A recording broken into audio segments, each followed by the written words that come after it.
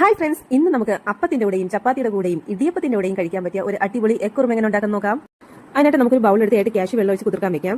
ഇനി നമുക്ക് 2 സവാള സ്ലൈസ് ചെയ്തതും ഒരു ചെറിയ കഷ്ണം ഇഞ്ചി, 2-3 വെളുത്തുള്ളി, 2 പച്ചമുളക് അരിഞ്ഞതും റെഡിയാക്കി വെക്കാം. ഇനി നമുക്ക് പാൻ അടുപ്പിൽ വെച്ച് ചൂടാക്കി ആവശ്യമുള്ള എണ്ണ ഒഴിച്ചു കൊടുത്ത് ഇഞ്ചി, വെളുത്തുള്ളി, പച്ചമുളക്, സവാള ഇതെല്ലാം ഒരുമിച്ച് തന്നെ വഴറ്റിയെടുക്കാം. നന്നായിട്ട് വഴന്നു വരേണ്ട ആവശ്യമൊന്നുമില്ല, ഒന്ന് വാടി കിട്ടിയാൽ മതി.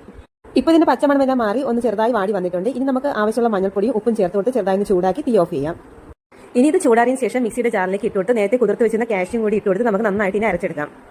ഇനി പാനിൽ തന്നെ നമുക്ക് ആ അരച്ച മിക്സ് ഇട്ട് കൊടുത്ത് ആവശ്യത്തിനുള്ള വെള്ളം ഒഴിച്ച് തേങ്ങയുടെ 2 പാനും കൂടെ ഒഴിച്ച് കൊടുത്ത് ഒന്ന് തിളപ്പിച്ചെടുക്കാം. ഇപ്പോൾ നന്നായിട്ട് കുറുകി വന്നിട്ടുണ്ട്. ഈ സമയം നമുക്ക് ഉപ്പ് നോക്കിയിട്ട് കുറവുണ്ടെങ്കിൽ ചേർത്ത് കൊടുക്കാം. അതിനുശേഷം നമുക്ക് ആവശ്യമുള്ള കുരുമുളക് പൊടിയും ഗരം മസാല പൊടിയും ചേർത്ത് കൊടുക്കാം.